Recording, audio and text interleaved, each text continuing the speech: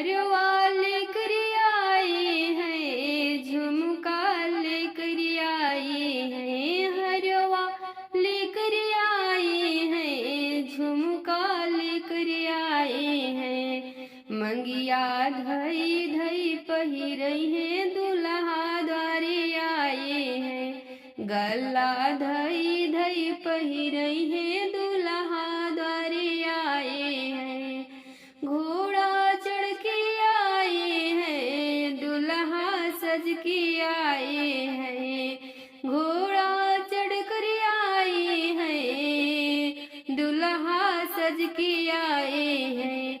अपना पापा जी के साथ दुल्हा ब्याहने आए हैं। अपना चाचा जी के साथ दुल्हा ब्याहने आए हैं।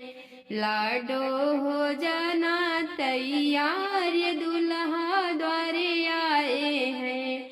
बन्नी हो जाना तैयार, दुल्हा सज के आए हैं।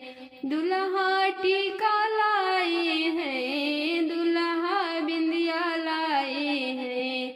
दुल्हा टीका लाए हैं, दुल्हा बिंदिया लाए हैं। मंगिया धई धई पहिरई है, लाडो हो जाना तैयार। मंगिया धई के पहिरई है, लाडो हो जाना तैयार। करवा चढ़ कर आए हैं, मरसल सज कर आया है। मरसल चढ़ कर आए हैं, मरसल सज कर आया है।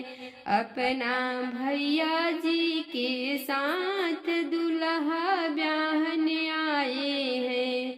अपना भैया जी के साथ दुल्हा ब्याहने आए हैं।